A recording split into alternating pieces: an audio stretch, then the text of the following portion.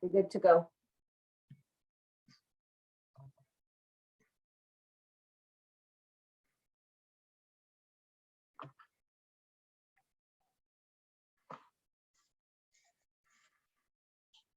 Denny, you can go ahead with the introduction.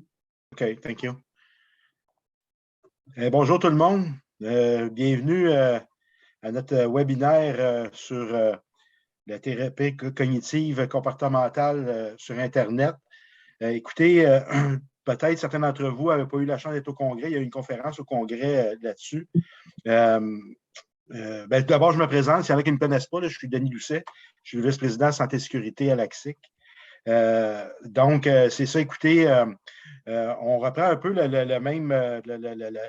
c'est un peu la même présentation qu'il y a eu au congrès qu'on veut offrir à un plus large éventail de personnes, soit qui n'ont pas été au congrès ou je ne sais pas si vous avez des employés qui se sont joints à la rencontre. Ce n'était pas obligé d'être membre pour participer au webinaire. Donc, écoutez, je suis bien content de vous présenter Amélie. Amélie Fournier, elle est psychologue spécialisée dans la post-trauma. On va faire ça dans notre langage.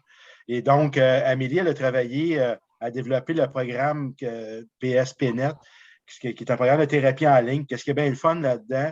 C'est que, tu sais, souvent, les enjeux qu'on a, dans les différentes régions du Québec, on a peut-être de la difficulté à avoir des services en thérapie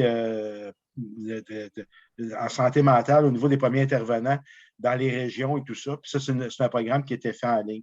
Puis Amélie, elle a participé à ça avec l'Université de Regina. Puis le programme, il est en projet pilote actuellement en Saskatchewan et pour le volet francophone, il est à l'essai au Québec. Donc, on est en projet pilote. Puis là, on est en processus là, pour essayer de rendre ça d'une certaine pérennité dans le temps et tout ça. Fait que donc, mais écoutez, c'est un service qui est disponible pour tous les premiers intervenants et tout. Donc, je vais laisser Amélie présenter plus son programme, tout ça, mais on est bien chanceux de l'avoir pour vrai, c'est une personne qui a beaucoup d'expérience là-dedans. Elle était impliquée à l'île verte quand il y a eu l'incendie à l'île verte et tout ça, elle a été impliquée là, dans le suivi psychologique, tout ça là, des gens. Donc, on a quelqu'un de chevronné avec nous. Donc, je laisse la parole à Amélie. Merci Denis. Je suis contente d'être parmi vous ce soir. Merci de porter un intérêt pour la santé mentale. C'est quand même 1 heure de votre temps que vous accordez. Avec l'ACSIC, Denis Mousson, on s'était rencontrés là, dès le début de l'ébauche du PSPNet. À ce moment-là, c'était en création. On était à voir auprès des pompiers et des différents secteurs là, de la sécurité publique s'il y avait un besoin au niveau d'une psychothérapie en ligne, par exemple. Et là, aujourd'hui, je suis en mesure de vous présenter un service qui existe, qui est disponible pour les personnels de la sécurité publique.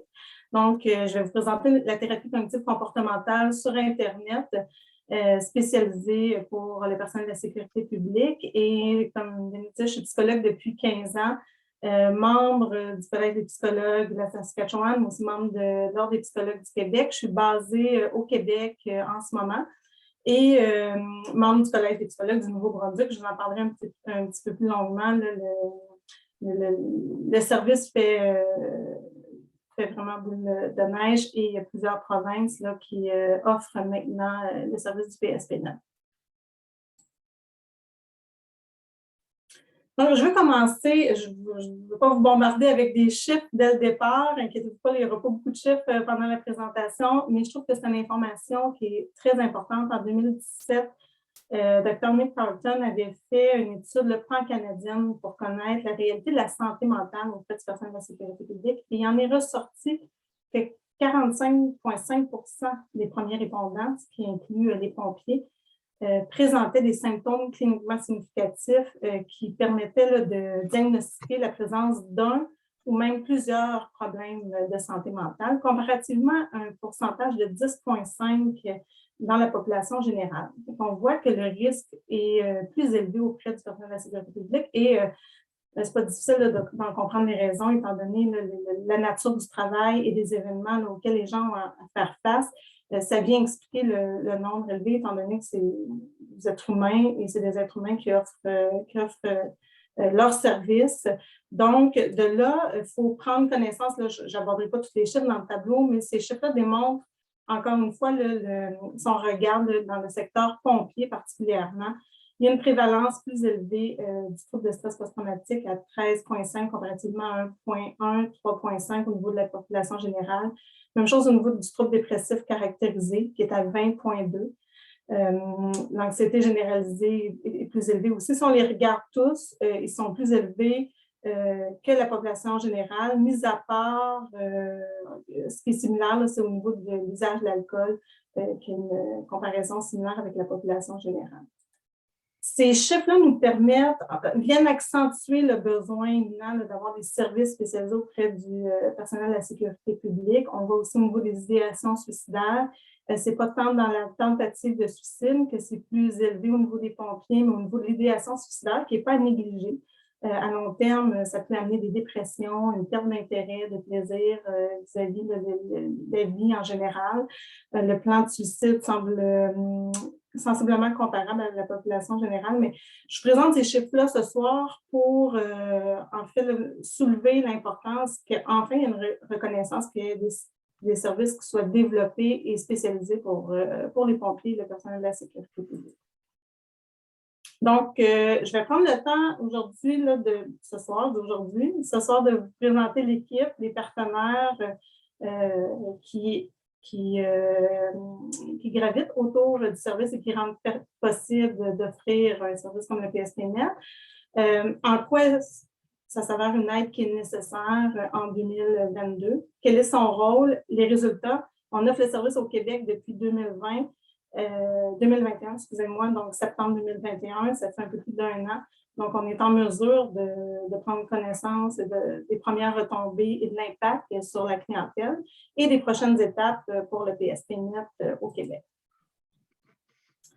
Donc, Denis a sûrement vu la présentation plusieurs fois et va se rendre compte que l'équipe s'élargit et prend de l'ampleur d'une fois à l'autre. Donc, je présente l'équipe du PSPNet. Dr. Eda Hadjis-Stravopoulos est la directrice générale du service qui a mis sur pied la thérapie dans la formule qu'on peut l'offrir.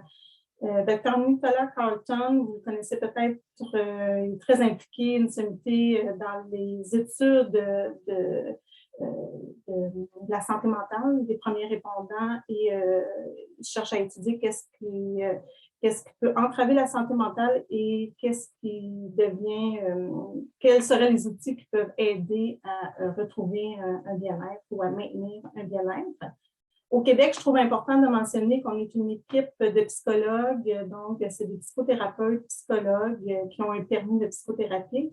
Donc, on est une équipe qui est basée au Québec, qui est composée de Claudel Parent-Boursier, Nicole Reeves, Samir Guérioun, moi-même et une nouvelle psychologue qui vient de s'ajouter, Manon Mousseau. C'est tout nouveau, donc on n'avait pas sa photo encore, mais l'équipe aussi prend de l'ampleur au niveau francophone. Merci à tous les partenaires, toutes les personnes impliquées dans les organisations. Je pense que c'est important de le souligner, de le ressouligner. Vous faites une différence énorme. Les gens souvent vont nous dire qu'ils ont accès à nos services parce qu'ils en ont entendu parler dans leur organisation, dans leur milieu de travail et généralement sont très reconnaissants vis-à-vis le fait que l'organisation se soucie de la santé mentale.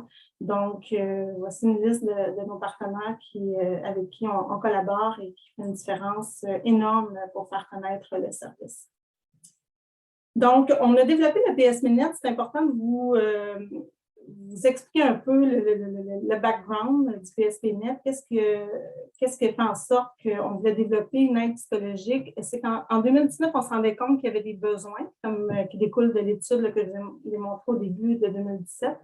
Par contre, malgré les besoins, il y avait des obstacles. On se rendait compte que les pompiers, par exemple, ne demandaient pas nécessairement une aide psychologique lorsqu'ils en avaient besoin, ainsi que les autres secteurs de la sécurité publique. Donc, le premier objectif était de comprendre qu'est-ce qui faisait obstacle à demander une aide psychologique lorsqu'il y avait des besoins, parce qu'on connaissait maintenant depuis 2017 là, officiellement qu'il y avait des besoins criants. Et donc, moi, mon premier rôle, ça a été vraiment de contacter les différents secteurs, tant pompiers, policiers, etc., pour parler directement aux gens et connaître qu'est-ce qui faisait entrave à demander une aide psychologique. Et à l'avant-plan, c'était d'abord une raison, la principale raison, c'était d'abord une crainte de stigmatisation, d'avoir des répercussions tant personnelles que professionnelles, d'avoir demandé une aide psychologique. Et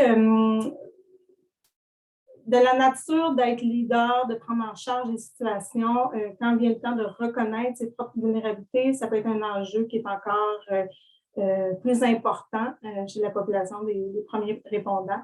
Donc, une honte de se sentir vulnérable plutôt que d'être en charge d'une situation. La barrière logistique venait en deuxième plan. Donc, vous savez, le Québec est un large territoire. Je suis basée dans le Bas-Saint-Laurent. Donc, si on est dans des régions un peu plus éloignées, plus petites, c'est difficile d'avoir accès à un professionnel en santé mentale et d'autant plus d'avoir accès à un professionnel en santé mentale qui est spécialisé et qui connaît la réalité d'un pompier, par exemple. Donc, il y avait une contrainte de temps, parfois d'avoir à parcourir de beaucoup de kilomètres pour avoir accès à un service. Et ça devient parfois irréaliste de penser d'arrimer travail, famille, horaire de travail atypique et d'avoir un rendez-vous régulier une fois semaine. Donc, à partir de ces éléments-là, on s'est demandé qu'est-ce qui n'existe pas comme service psychologique et qui pourrait être ajouté à la gamme qui existe et qui pourrait venir contrer ces différents obstacles-là. Et on a dû se pencher d'abord sur une approche en psychologie. Là, je ne fais pas un cours d'histoire de la psychologie, ce n'est pas ça mon intention, mais il y a différentes approches et l'approche cognitive comportementale est une approche qui a fait beaucoup ses preuves. Il y a plus de 300 études qui démontrent une efficacité dans cette approche pour traiter la dépression, le trouble de stress post-traumatique, les troubles anxieux aussi. Donc, c'est une approche aussi qui s'adaptait bien dans une formule en ligne.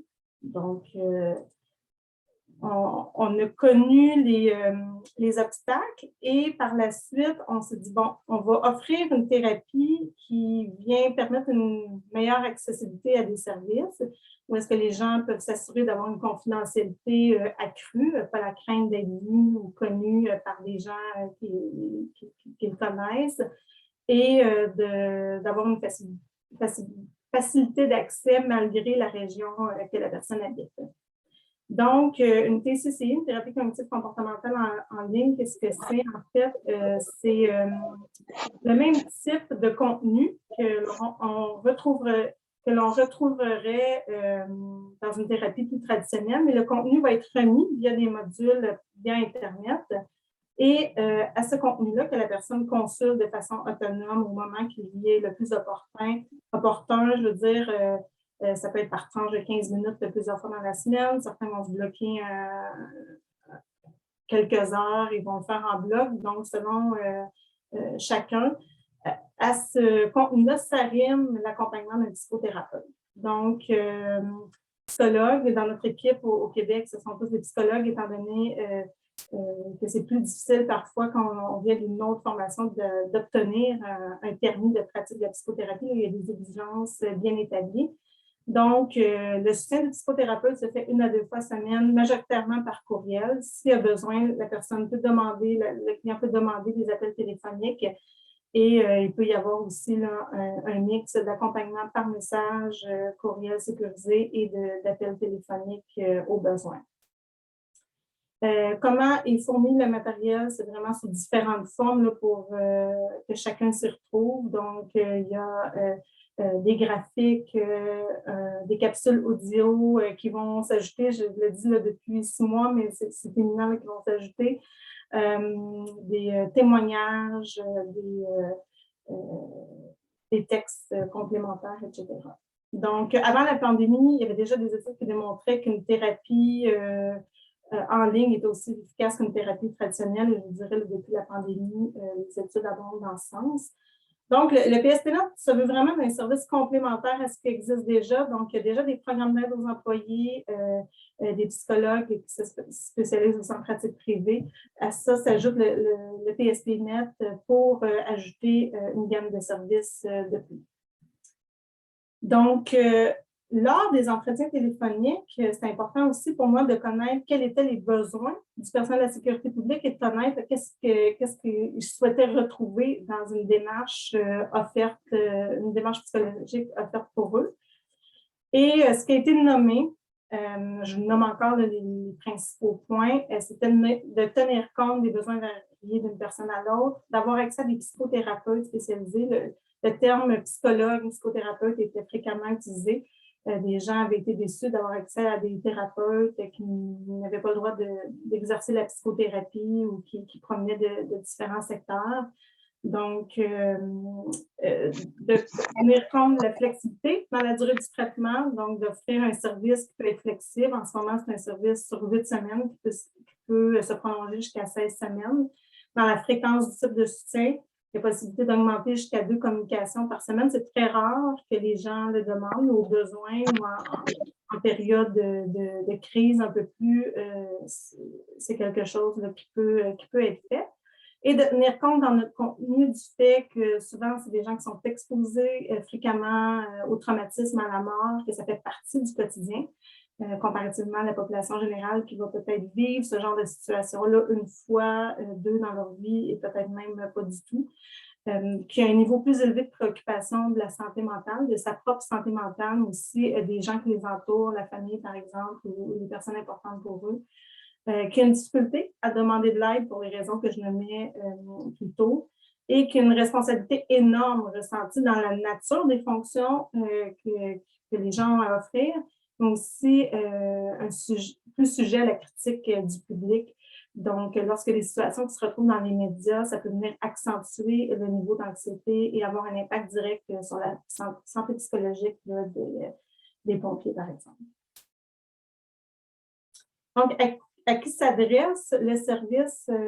Ça s'adresse aux pompiers, bien évidemment, aux services policiers, paramédics, les travailleurs correctionnels, communicateurs en sécurité publique, les services frontaliers. L'important, c'est d'être membre, que ce soit à temps plein, de travailler à temps plein, temps partiel. L'important, c'est d'être membre, soit actuel ou ancien. Donc, les gens qui ont fait une réorientation de carrière ou qui sont à la retraite demeurent accessibles pour le service. Mais fait plus longue, au pire, tu retrouveras. Oui, mais ça ne me dérange pas. Là, je vais vraiment élever tout le temps. C'est moi qui. Même si c'est rempli, je vais élever. Je vais vous demander de fermer les micros. Et d'habiter dans une province desservie par le PSP-Net. Au départ, les deux provinces qui ont eu le cadeau étaient vraiment la Saskatchewan, le Québec. Et maintenant, vient de s'ajouter officiellement le Nouveau-Brunswick, l'île du Prince-Édouard, la Nouvelle-Écosse, et il y a des pourparlers là, pour d'autres provinces qui voudraient aussi bénéficier des services.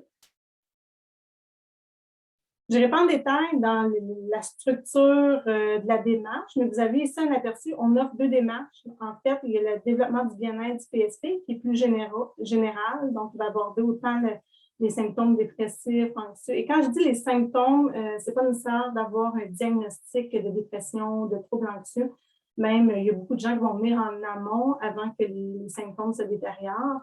Par contre, c'est important d'avoir des objectifs personnels, de voir certains symptômes peut-être désagréables qu'on souhaiterait voir diminuer ou des malaises qu'on souhaiterait le voir s'améliorer. Donc, à ce moment-là, la démarche peut être bénéfique pour amener vers un mieux-être psychologique. Donc, le développement du bien-être du PSP est général, c'est sur 5 modules. À ce contenu, des modules s'ajoutent aussi des documents complémentaires que les gens peuvent consulter à leur guise. Donc, quelqu'un qui disait, ben moi, je souffre, je viens de vivre un deuil dernièrement qui m'affecte beaucoup. Il y a un document qui peut s'ajouter, que la personne peut consulter en ajout au module. Même chose, j'ai des troubles de sommeil, des difficultés de sommeil, j'aimerais apprendre à mieux gérer ou à retrouver une qualité de sommeil au niveau de la colère, etc. Certains nous avaient demandé, lors des entrevues, de développer un document pour comment accompagner un collègue de travail quand on sait qu'il ne va pas bien. Donc, c'est un commentaire que j'ai trouvé fort pertinent et on a développé un document là, dans ce sens-là. Donc, les gens ont accès au contenu pendant 1 an. Donc, même si le suivi psychologique se termine, la personne peut retourner au module, au contenu qui lui reste qui demeure accessible pendant la prochaine année. Donc, à l'été dernier, on a lancé la démarche de gestion du trouble de stress post-traumatique qui s'est ajoutée. Donc, quelqu'un qui dirait, moi, je veux vraiment adresser ma démarche, mes objectifs sont vraiment reliés à un trouble de stress post-traumatique. À ce moment-là, c'est possible d'être admis à la démarche et de faire cette démarche-là qui va vraiment viser les symptômes du trouble de stress post-traumatique. Le service PSPNet, ça veut être un service gratuit, qui va demeurer gratuit aussi. On dit que c'est un projet pilote. Je veux revenir sur ce terme-là parce que parfois, les gens se demandent bon, est-ce qu'on est des sujets ou. Ce qu'on veut dire, c'est que pour le moment, le service est viable, est offert. Donc, une psychothérapie qui est offerte pour le PSP depuis 2020, septembre 2020. À partir de 2023, il y aura besoin d'avoir des ententes. On sait que le gouvernement fédéral continue à subventionner une certaine partie du PSPNet, mais étant donné que ça relève aussi du ministère de la Santé et des Services sociaux, il devrait y avoir une entente à partir de 2023 avec le gouvernement provincial du Québec pour pouvoir continuer d'offrir des services au Québec. Donc, ça se veut d'un service qui va demeurer gratuit, qui n'a pas besoin de référence, pas besoin d'avoir reçu un diagnostic en particulier là, pour bénéficier de la démarche, qui est facilement accessible et qui est confidentielle, étant donné que les gens s'inscrivent de chez soi via leur ordinateur. Donc, c'est très apprécié. Là, on n'est vu ni connu et on a l'impression de bénéficier d'une confidentialité beaucoup plus accrue. Les conditions d'admission sont assez générales. C'est sûr qu'il faut avoir un intérêt, sentir un objectif personnel pour débuter une démarche avec un accompagnement d'un psychologue, être âgé de 18 ans et plus, avoir une aisance, un intérêt à suivre une démarche via Internet, puis pouvoir nous fournir le nom d'un professionnel, un médecin de famille, par exemple, ou un super infirmier, un psychologue avec qui la personne a déjà fait un suivi antérieurement, pour qu'en cas de besoin, si on a besoin d'arrimer des soins, on puisse avoir le contact de cette personne. Et de toute façon, si on a besoin d'arrimer des soins, il y a toujours un consentement là, qui doit être demandé avec le client. On ne recommandera pas le PSPNet s'il y a la présence d'instabilité psychologique accrue. Par exemple, présence de psychose, manie, qui demande vraiment un accompagnement spécifique avec un psychiatre, un médecin. Aussi, la consommation d'alcool ou de drogue est trop élevée. Ça va arriver, c'est très fréquent que les gens disent ben, moi, dans mes objectifs, je veux diminuer ma consommation. C'est possible d'être admis alors au PSPNet. Par contre, si c'est une problématique qui est à l'avant-plan, qui amène un dysfonctionnement général, on va référer la personne vers des soins plus spécialisés dans la diminution ou l'arrêt de consommation et par la suite, elle pourra poursuivre la démarche auprès du PSPNet. Et ce n'est pas un service de crise 24 heures sur 24. Donc, s'il y a une urgence imminente, on ne réfère pas la personne au PSPNet, mais plutôt vers des services d'urgence. Par contre, je dis que ce n'est pas un service 24 heures sur 24, c'est vrai, on ne répond pas, on n'a pas de ligne téléphonique 24 heures, mais les gens, quand ils s'inscrivent sur le site Internet, ont l'impression d'une prise en charge immédiate, puisqu'ils reçoivent, dès que l'inscription est faite, ils reçoivent les questionnaires à compléter d'évaluation et lorsqu'ils ont complété leur questionnaire, peuvent déjà prévoir le rendez-vous téléphonique avec le professionnel. Donc, les gens apprécient de ne pas être en attente d'un retour d'appel ou se demander si le professionnel a bien pris l'appel ou a reçu le message. Donc, la façon de créer un compte, c'est simple, on a voulu être indépendant, encore une fois, là, pour assurer la confidentialité. Donc, les gens créent un compte en ligne via le site web, là, je vous laisserai l'adresse www.pspnet.ca. Donc, il y a une section pour créer le compte et dès que les gens vont recevoir un nom d'utilisateur, un mot de passe, et lorsque le compte est créé, comme je disais, reçoivent leur premier questionnaire, les gens ont un mois, en fait, là, de délai pour compléter les questionnaires, mais c'est certain que plus les gens prennent de temps, plus le temps d'avoir une entrevue téléphonique et de débuter la démarche va être long aussi. Donc, ceux qui veulent que la démarche débute le plus rapidement possible vont souvent compléter les questionnaires le plus rapidement possible. On laisse par contre une période d'un mois, comme je vous disais, puisque les gens peuvent compléter une partie, revenir une semaine, la semaine d'après, etc. Mais après un mois, pour avoir un portrait réaliste des états psychologiques, tout s'efface et la personne, si elle veut s'inscrire à la démarche, doit refaire une demande à ce moment-là. Donc, l'évaluation en ligne, c'est la personne qui complète ces questionnaires. On va évaluer les symptômes, le niveau des symptômes dépressifs, d'anxiété, du trouble de stress post-traumatique, par exemple, même de colère. Et lorsque c'est complété, la personne prévoit une entrevue téléphonique au moment qui lui convient. L'entrevue téléphonique est environ 45 minutes, 1 heure. Et si la personne le type de démarche nous convient, qu'elle correspond aux critères d'admission, à ce moment-là, elle est automatiquement admise au service pour une période de 8 à 16 semaines avec des communications par courriel et ou appel téléphonique 1 à 2 fois semaine. À tout moment, on réfère la personne si on juge là, que le service, la personne aurait besoin de d'autres services différents, plus spécialisés. On peut l'accompagner vers ces autres services-là.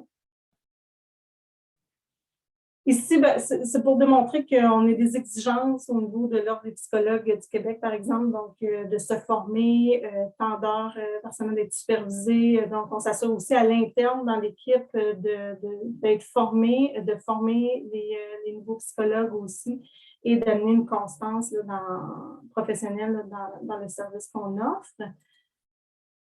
Et jusqu'à aujourd'hui, les résultats que je peux vous présenter. Donc, vous avez ici une idée là, des secteurs. La dernière mise à jour a été faite le 31 janvier dernier. Donc, sur notre site web, on tente aussi de les garder à jour le plus régulièrement possible. Donc, au niveau des services incendie, on voit ici le secteur en jaune. Et on peut voir que le service est plus utilisé dans les centres moins urbains que les centres urbains. Et des statistiques au niveau de la dépression, ce qui nous intéresse de voir, c'est l'impact de la démarche au niveau du bien-être et de la diminution des symptômes. Donc, en gros, ce que ces graphiques-là disent, c'est que les gens qui arrivent et demandent un service et qui ne rencontrent pas l'intensité permettant de dire qu'il y a une présence de dépression ou de troubles anxieux, il est très peu probable qu'ils en développent. Et pour ceux qui rencontraient le seuil clinique, chez 77 de la clientèle, par exemple, qui présentait un trouble dépressif, 77 à la fin de la démarche ne rencontrent plus le seuil clinique pour diagnostiquer une dépression. Donc, c'est-à-dire que les symptômes ont diminué significativement et que le bien-être psychologique a augmenté. Même chose, 83 au niveau de l'anxiété généralisée et 80 au niveau du trouble de stress post-traumatique. Et chez 89 de la clientèle, il y a plus d'un domaine, c'est vrai, je n'ai pas de graphique aujourd'hui, mais il y a plus d'un domaine qui s'est amélioré parce qu'on se rendait compte que souvent, ce n'est pas tranché au couteau. Il peut y avoir la présence de dépression et de troubles de stress post-traumatique, une combinaison de deux problématiques. Donc, chez 89 il y a plus d'un des domaines problématiques qui s'est amélioré. Au Québec, bon, on a diminué un peu, quand j'ai présenté au Congrès, on était à 100 au niveau de ça en vaut la peine, 100 le référent à un ami. Puis même, je faisais des blagues, je disais que j'avais validé auprès de la personne qui s'occupe des résultats s'il n'y avait pas une erreur. Mais non, il n'y avait pas une erreur. Donc, en bleu, vous voyez le taux de satisfaction. au Québec. Premièrement, là, je tiens à remercier vraiment les gens qui sont généreux à nous donner des feedbacks à la fin de la démarche. 96% des clients répondent à notre questionnaire de rétroaction à la fin. C'est un taux de réponse que, entre moi, je n'ai jamais vu. Donc, il y a une générosité vraiment importante. Et c'est important pour nous d'avoir cette rétroaction-là, puisqu'avec les feedbacks, on peut toujours optimiser la démarche et l'améliorer. Donc, de ces 96%-là, 97 considéraient que ça valait la peine et le temps investi. 98 le référaient à un ami ou à un collègue. Et 91% en tant que clinicienne, en tant que psychologue, c'est aussi une donnée qui m'intéresse beaucoup. 91% considéraient une confiance renforcée, c'est-à-dire une confiance dans la capacité de gérer par eux-mêmes par la suite les symptômes à partir des stratégies qui avaient été démontrées. Donc, très satisfaisant jusqu'à présent. On a des rétroactions qui sont écrites aussi, qui sont importantes, qui nous partagent beaucoup d'informations à l'équipe. Donc, cette démarche a vraiment changé ma vie. Je suis contente de m'être inscrite à cette démarche. Ça a vraiment fait une différence à ma qualité de vie quotidienne et je suis optimiste face à l'avenir. Ça m'a permis de me sentir moins seule dans ce à quoi je fais face dans ma vie. Les modules, les guides pratiques sont ce que je préfère. J'aime aussi les témoignages, car je vois que je ne suis pas seule au monde à vivre des moments difficiles. Témoignages, parce que les modules, je vous disais, c'est 5 modules et chaque module est structuré de la même façon. Donc, il y a une section plus PowerPoint avec des informations générales sur le thème qui est abordé dans le module. Une section témoignages où est-ce qu'on a l'expérience d'un pompier. Il y a un représentant de chaque secteur, donc l'expérience d'un pompier qui accompagne tout au long de la démarche et qui parle de l'expérience et des enjeux rencontrés pendant la démarche. Et témoignages, le PowerPoint, des questions générales, la foire aux questions et le guide pratique pour intégrer les différents concepts dans la vie quotidienne. Donc, chacun des modules est structuré de la même façon. D'autres vont nous dire que j'ai aussi pu reconnaître ces signes et symptômes chez les gens qui m'entourent et comprendre pourquoi ils sont et où agissent ou réagissent de cette façon. Donc, en comprenant mieux ces signes, en ayant plus d'indulgence pour eux, on a développé une plus grande indulgence envers les autres aussi. Et quand on a élaboré le service, on était loin de se douter qu'il allait avoir un contexte de pandémie. Je pense qu'en Saskatchewan, on lançait le PSP-Net en décembre, puis la pandémie est apparue là, en mars. Donc, les gens se sont prononcés aussi dans le contexte de COVID-19. J'apprécie vraiment la plateforme en ligne sur laquelle cette démarche est offerte. Oui, démarche adaptée pour le personnel d'urgence, facile d'accès, sujet pertinent aussi en ligne, avec des rappels pour nous faire penser de continuer. C'est un peu à ce que sert le psychothérapeute aussi, parce qu'on ne se le cachera pas, les gens commentent une motivation qui est présente et on voit une diminution de la motivation parfois parce qu'il y a des enjeux de rencontrer, etc. Donc, l'accompagnement du psychothérapeute permet de maintenir cet engagement-là dans la démarche et de ne pas abandonner. Donc, c'est très apprécié aussi là, de la part des clients. Je le dis, par contre, quelqu'un qui dirait, mais moi, je veux faire la démarche de façon autodidactique, sans accompagnement d'un professionnel, c'est possible de le faire aussi. À ce moment-là, la personne est inscrite, mais il n'y a pas de communication par courriel sécurisé ou par téléphone avec un psychologue. Et chaque client complète des questionnaires, je dis les questionnaires du début, mais hebdomadairement, là, il y a des courts questionnaires à compléter qui prennent 5 minutes là, dans la semaine. Et ça permet aussi de voir l'évolution des symptômes, tant pour la personne elle-même que le professionnel aussi, là, qui est le psychologue qui accompagne le client. Donc, ça fait le tour pour le contenu que je voulais vous présenter aujourd'hui. Par contre, avant de terminer, j'aimerais présenter une vidéo qui a été créée en juin dernier, ou fin juin dernier, où est-ce qu'on a la participation d'un pompier, entre autres, et les gens parlent de leur expérience personnelle de façon très authentique, généreuse, et on aimerait vous présenter la vidéo. Par la suite, on va revenir ensemble, puis je vais être disponible pour répondre à vos questions et préciser peut-être certains éléments étant donné qu'on est en ligne, je ne vois pas la réaction faciale ou non verbale des gens, mais vous aurez la chance de manifester vos questions ou de les poser directement de vive voix après la vidéo. Donc, ne quittez pas tout de suite. On va prendre le temps je vais prendre le temps de répondre à vos questions. Donc, Émilie, je vais aviser notre personne responsable technique. Emily, are you able to play the video, please?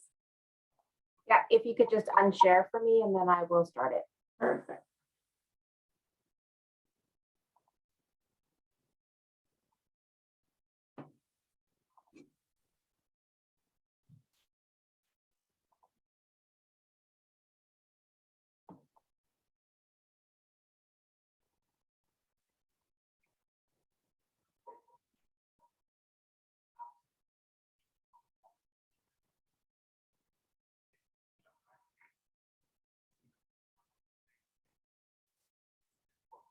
There's no sound.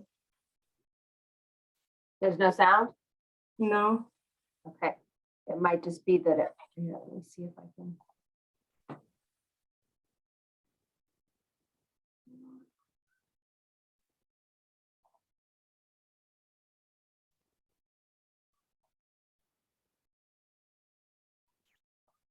Okay, let me know if it works now.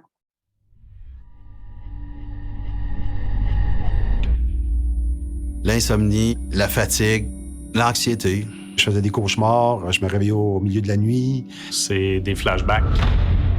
C'est comme une tempête à l'intérieur. Tu files pas bien. On dirait que t'es serré de la poitrine. J'avais l'impression tout le temps de, shaker à l'intérieur. C'était des crises de panique. J'avais tout le temps des engourdissements dans mon visage depuis à peu près 9 mois. Je vomissais presque à tous les soirs, mais mon travail était tellement stressant, c'était tellement intense que je me disais, c'est la job, puis je vais me reposer quand on va finir, tu sais. La consommation, un peu le jeu, mais c'est surtout la consommation qui m'a fait oublier, qui m'aidait un peu aussi à passer au travers de ce que je vivais. J'étais clairement dans le cercle vicieux de la consommation qui fait que si tu fais rien, tu t'en sors pas. C'est le fondement de notre travail de sauver des vies, mais quand tu n'es pas capable de sauver une vie, ça vient jouer à la base de ton impression, là, de ton sentiment de faire un travail puis de compter pour la société. J'ai encore des images qui sont imprégnées dans mon cerveau qui vont être là toute ma vie. Dans ta carrière, tu continues à avoir des affaires difficiles, fait que tu continues à en rajouter sur le dessus, puis tu t'aperçois qu'à chaque fois que tu vis un autre incident, ta capacité ta résilience, si on veut, diminue à chaque fois. J'ai mis ça dans mon tiroir, puis je me suis dit, bof, j'ai pas besoin de traiter ça, tu sais. Mais j'y pensais même pas que je devais traiter ça. Je me disais, je suis faite plus forte que ça, puis je vais avancer. Puis, 15 ans plus tard, les cauchemars étaient tellement intenses que là, je voulais plus dormir. Fait que j'étais tellement fatiguée, je sursautais à tout, j'étais impatiente, j'étais totalement une autre personne. Tu sais, je me reconnaissais pas, puis je m'aimais pas. C'était un collègue qui s'était suicidé, puis nous, on le savait pas. On allait sur l'appel pour un arrêt cardiaque, puis finalement, quand on est arrivé, on a réalisé que c'était notre collègue. Fait que c'est normal que ça vienne nous chercher, c'est normal que ça nous rentre dedans. On n'est pas des machines. Mais j'ai senti à ce moment-là toutes mes barrières éclater. T'es en stress, tu le sens pas, parce que t'arrives au travail, tu dois assurer ta sécurité, assurer la sécurité du détenu et la sécurité de tous tes collègues de travail. Alors, il y a toujours une pression carcérale qu'on appelle, nous. Ça part de la porte qui claque derrière toi en tôle, qui fait un... Et c'est un stress à tous les jours que tu portes. Il faut pas que tu perdes de clés. Il faut que tu surveilles tous les téléphones cellulaires, les clés USB, les pics, les choses comme ça. Parce que ta sécurité est en danger et la sécurité de tout citoyen qui travaille avec toi.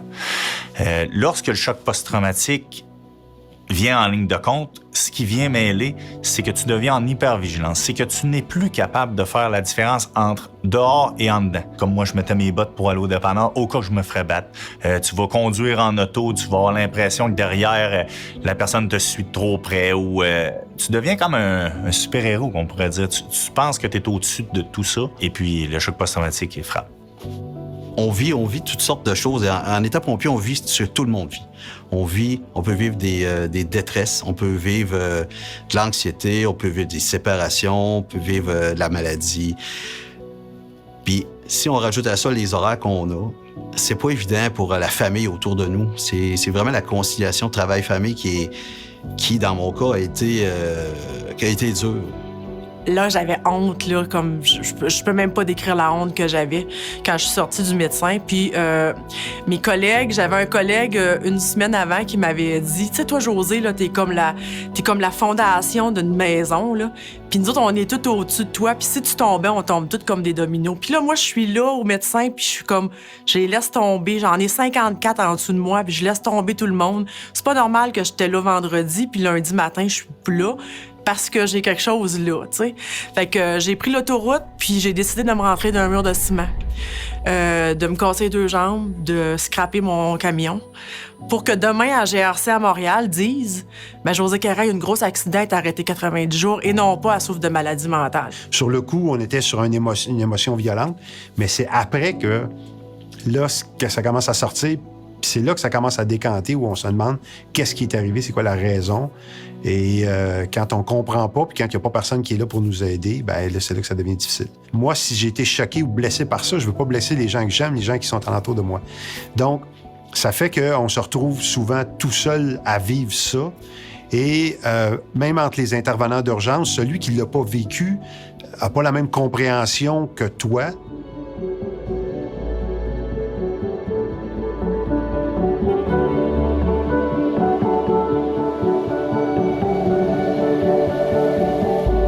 Le fait que ça ce soit disponible 24 heures sur 24, 7 jours sur 7, via Internet en plus, confidentiel, c'est accessible à tout le monde.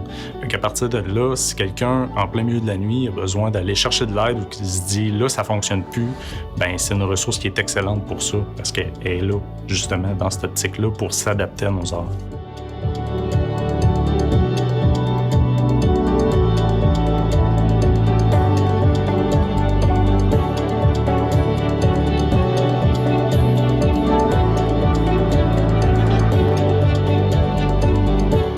En tant que psychologue au sein de l'équipe du PSPNet, je suis directement témoin de l'importance et des bienfaits d'une psychothérapie en ligne et c'est pourquoi le PSPNet a toute son importance.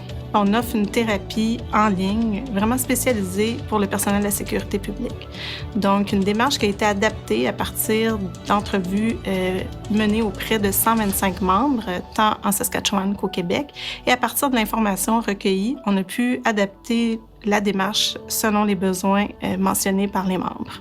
À partir de la préévaluation des participants et des clients qu'ils ont complétés en ligne, on a pu constater qu'il y a souvent la combinaison de 2 problématiques chez cette clientèle. Donc, pour 62% des participants, il y avait la combinaison d'anxiété, de troubles anxieux ou de troubles de stress post-traumatique. C'est un enjeu d'avoir accès à des services spécialisés et c'est aussi un enjeu pour cette population-là d'avoir recours et de demander de l'aide. Nous devons être conscients que les membres du personnel de la sécurité publique ont à faire face à des situations qui sont pour la majorité de la population traumatisantes et c'est une clientèle qui est toujours au devant pour aider, donc qui est au front lors de situations d'urgence et qui, à leur tour, ont à certains moments besoin d'un soutien psychologique et d'un accompagnement. Un membre du PSP qui aurait besoin d'un suivi psychologique peut s'inscrire directement au PSPNet en ligne et avoir accès à l'une de nos 2 démarches, soit la gestion du trouble de stress post-traumatique ou le développement du bien-être du PSP. Chacune de ces 2 démarches est élaborée sur 5 modules et est offerte sur une période de 8 semaines avec une possibilité de prolonger jusqu'à 16 semaines. Les principaux commentaires qu'on a eus de la part du PSP jusqu'à présent qui ont bénéficié de la démarche, c'est l'appréciation du contenu et la flexibilité d'accès au contenu. Cette flexibilité-là leur permet d'avoir accès au contenu à des moments qui leur sont opportuns et tiennent compte de leur horaire de travail.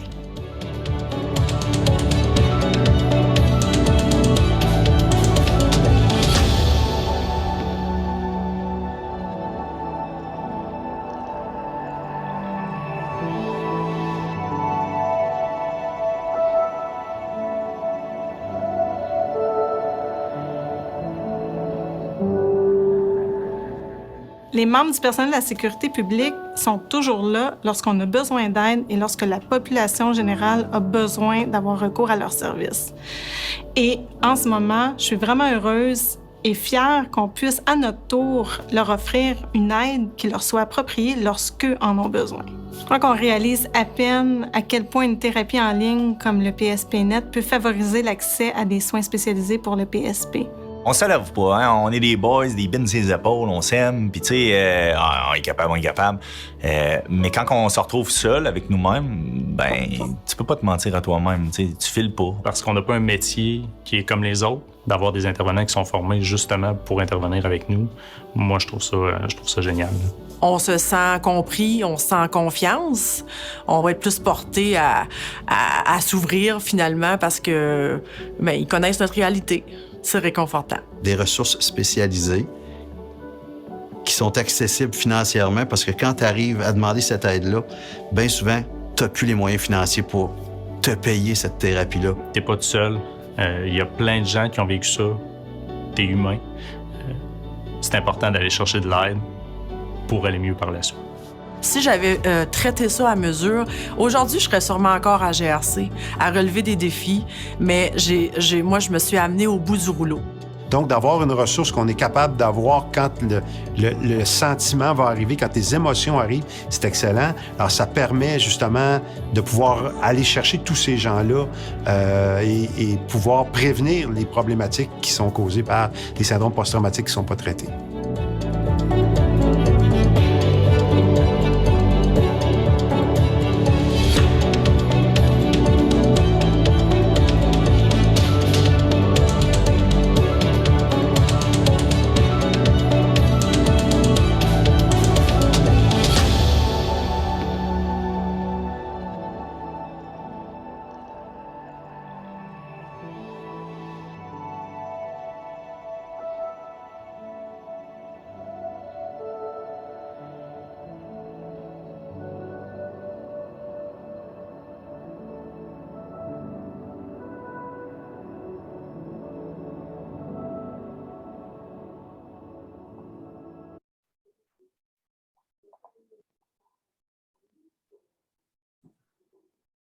Merci, Émilie.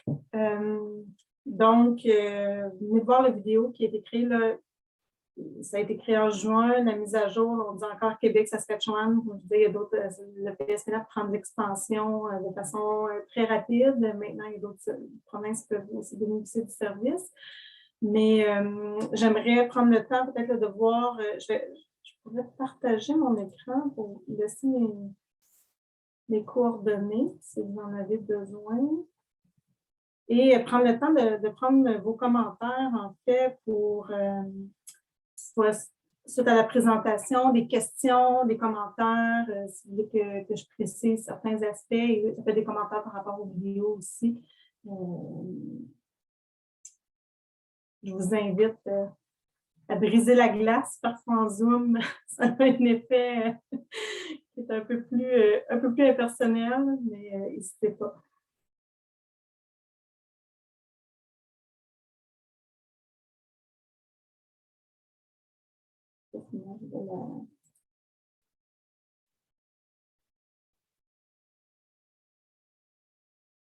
Je vais des questions aussi. C'est moi qui vous remercie. J'ai beaucoup de merci de reconnaissance, mais je vous remercie de prendre le temps. C'est surtout ça qui est important, là, de s'arrêter, de prendre le temps de mettre la santé psychologique aussi en priorité.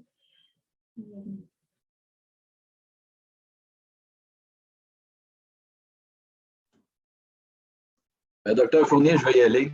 Je voulais simplement vous remercier. On a eu plusieurs échanges. Et puis, merci de mettre à l'avant-plan les démarches offertes en soutien en santé psychologique.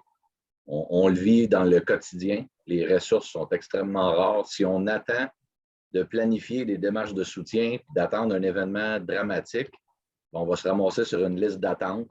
Puis les ressources ne sont absolument, ce sont très rares les ressources. On l'a vécu, nous, dernièrement. Alors, merci beaucoup. Je peux vous dire que les gens de notre organisation qui ont utilisé le service, les commentaires sont très positifs.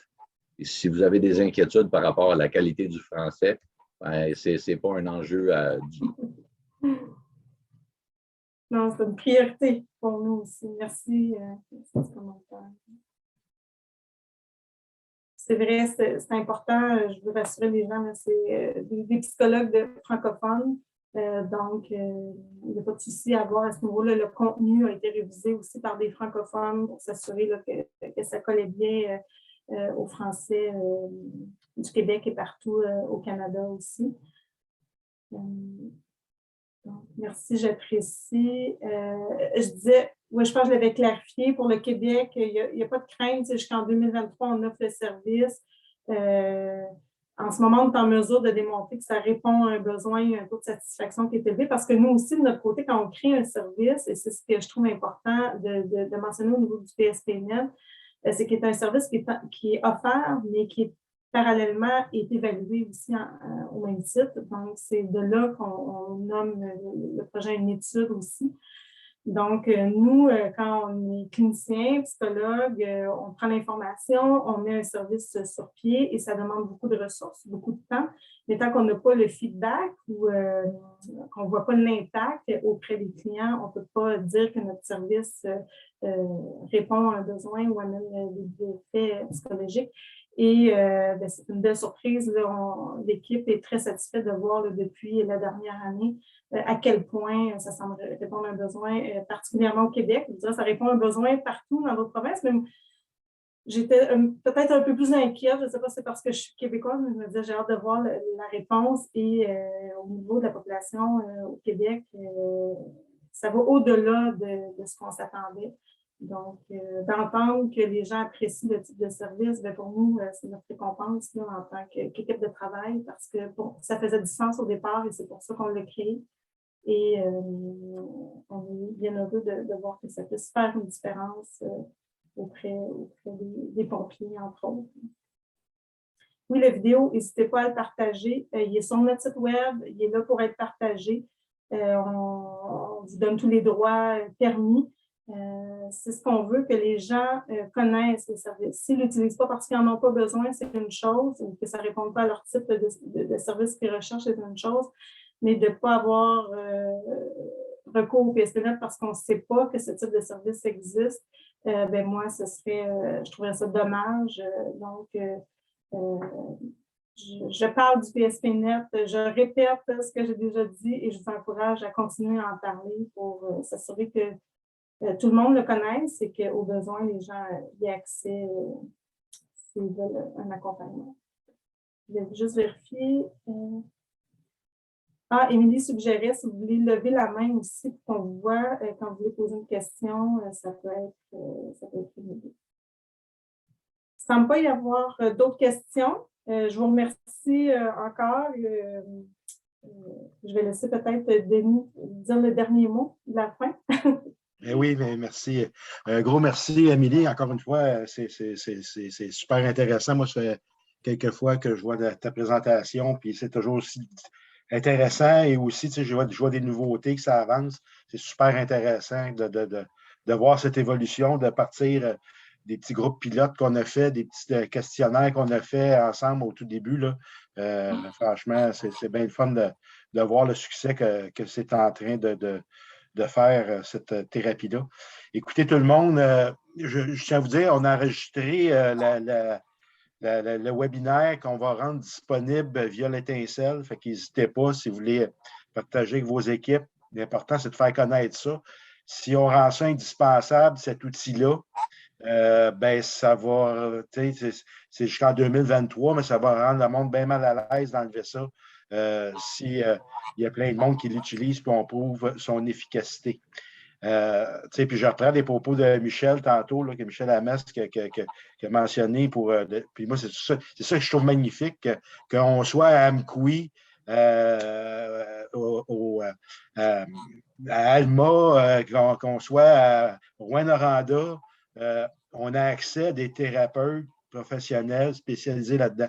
Ceux qui ne me connaissent pas, moi, je suis directeur à Gatineau, mais j'ai été pompier à Montréal avant, pendant 30 ans. J'étais responsable du programme d'aide aux employés. Puis, comme Michel disait, c'était souvent un enjeu d'avoir des thérapeutes qualifiés pour intervenir auprès de nos équipes et tout ça. Puis, ce programme-là, c'est magnifique. c'est partout au Québec. Puis tu fais ça de chez vous. Tu es orgueilleux, tu ne veux pas que le monde sache. Ben, tu es tout seul avec ton ordinateur puis les choses et le thérapeute. Donc, moi, je vous encourage à le publiciser dans vos équipes. Puis, comme je vous dis, il faut rendre ça indispensable, ce service-là. Écoutez, c'est un défi qu'on a dans les premiers intervenants d'urgence, la santé mentale. Puis, il faut s'en occuper. Puis, moi, je pense que c'est un beau remède qu'on a là, tant en prévention qu'en soins. Donc, ben, encore une fois, Amélie, un gros merci. Merci à tout le monde d'avoir assisté. Comme je vous dis, vous ne gênez pas quand on va le rendre public. Là, partagez ça avec vos équipes. Puis, écoutez, il faut faire des petits avec ça. Oui, et j'ai oublié de la mentionner, mais je demeure disponible aussi si vous voulez que je le présente à vos équipes, que je le présente directement. C'est quelque chose de possible aussi et je peux répondre à ce moment-là directement aux questions. Il y a Daniel Lalonde, on a une main levée. Daniel Lalonde. Oui. Oui, M. Lalonde.